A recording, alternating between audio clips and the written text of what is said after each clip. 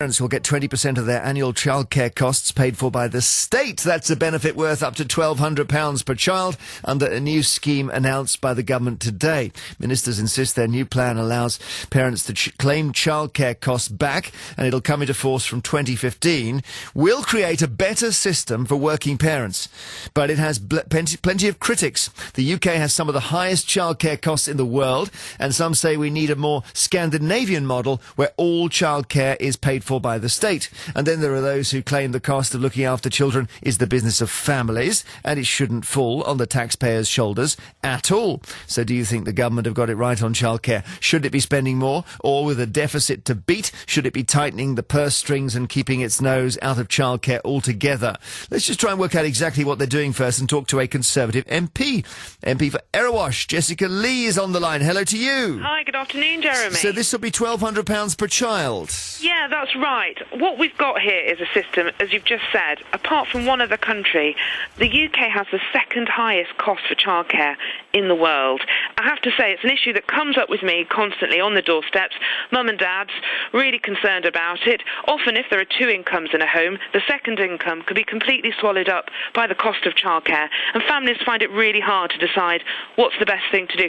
So for me, the reason I'm supporting these proposals is because this is about giving families choice, and I think that it's right that the government invest in this way. Is there no way of driving down the cost of childcare? Wouldn't that be a better approach to it? Well, what the government have done, they've invested quite a bit of time. This has been a real priority to really look at this way, at the way of resolving it. And they've come out very clearly that, in fact, the way to do it is for government to invest a bit, but we think it's a significant amount of money. This is something that, at the moment, childcare scheme in place supports only 500,000 families, but this one's going to support 2.5 million. So the government have taken the view that this is where the best way to solve this problem at the moment, the best way to create a balance for families. So you're right, as you said earlier, for every 80p that families put in, the government's going to put in the extra 20p. So obviously 20% help with your childcare. And it's going to be administered on a practical basis, on a voucher system. And in time, everyone will be able to contact their local MP and just find out precisely what they're entitled to and how they go about claiming. Seems odd that you would take child benefit away from lots of families and then basically give it back again. This is a different point, this one. This is, for me, many, many families, as I say, on the doorstep, come to me all the time and say, we're just really struggling on this one. You know, a second income is often swallowed up completely, but we need to make choices. And this is a way to address it. It really is. I think this will give a lot of freedom to families, and I say it will widen what they can do. I think it's a good investment for the family to do it. You know, the government have said very clearly they want to strengthen families as a whole. This is one aspect to the cost of living debate, which is a key debate for the country at the moment, that I think needs to be addressed.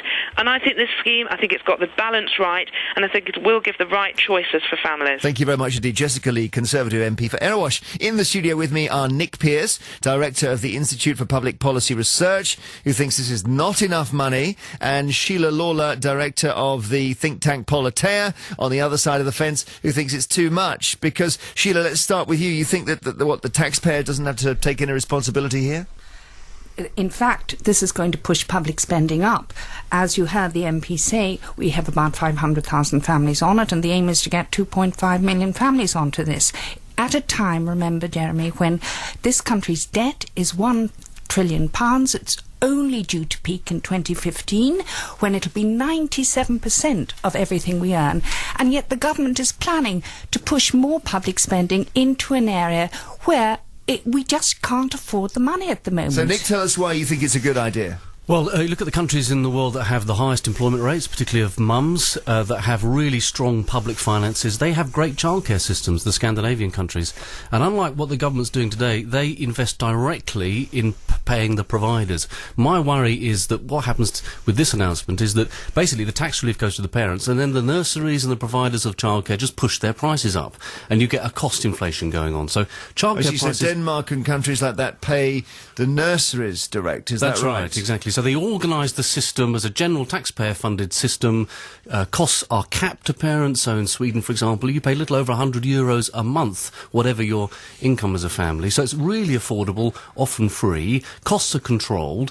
When you put the money in through tax reliefs, like the government's proposing, as they did in Australia, you see rampant price inflation in childcare costs. They're going at 10% extra a year at the moment in Australia, who did a scheme just like this one. So Sheila, every time we hear about a scheme like this, somebody says, oh, that's what they do in Scandinavia, and everything's perfect there. No, Scandinavia is, in fact, Sweden, which Nick mentioned, is indeed trying to retrench fiscally and become more competitive.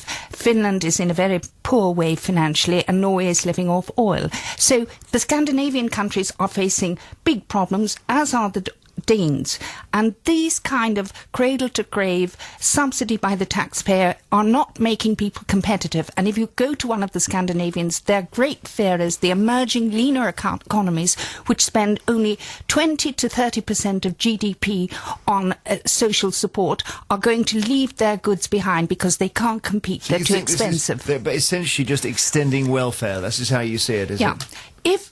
If we were awash with money, if we didn't owe practically 90% of everything we earn in this country by 2015, I can think of very good things to spend it on. For instance, better schools, extending childcare facilities after hours. But this scheme is and I take issue with Nick here, it's a very intrusive scheme. What about the family which is on average earnings, or maybe above average earnings, which has a take-home pay of between £25,000 and £35,000? One earner, a mum, decides it's in the interest of the family that she's there for her little people until they go to school. Their taxes are subsidising the family next door, which is perhaps earning up to £300,000. That's a good point, isn't it? I mean, Sheila nails her colours to the mast, to give her credit. I mean, she doesn't like the welfare state, she doesn't like public services, and she wants mums to stay at home. I don't. I want them to have the choice. They do have a choice. No, they don't. They'll have a much better choice if they have a really good childcare system that's affordable for them. And let me finish my point. The Scandinavian countries have very high employment rates, very, very competitive in the world economy. The Germans, one of the most competitive economies the world over, are doing exactly this, exactly the same as the Scandinavians, expanding their childcare. It's a really good way of getting your public finances under control, because people pay tax if they work, and that's what childcare enables families to do. So let's go down that path instead of the cutback / leave families to their own devices approach that Sheila and others take, pretending that we can all be, Chinese wage labourers. It's not going to happen, and it shouldn't in this country. I'm not saying that, Nick, and well you know it. You are. We are paying 50%. If I'm a working mother, I'm paying 50% of everything I earn in tax, and so is my working spouse. If we lower the overall cost of government, where government wastes huge sums of money, and very much of this money doesn't even meet the frontline costs. It's paying for back office. Excuse me now. If we leave families with more of their own money to spend as they choose and take the state out of this very delicate area of under fives, remember, moving into family life where there are young children is something that only totalitarian countries in the early 20th century did. But if you want, if you want less...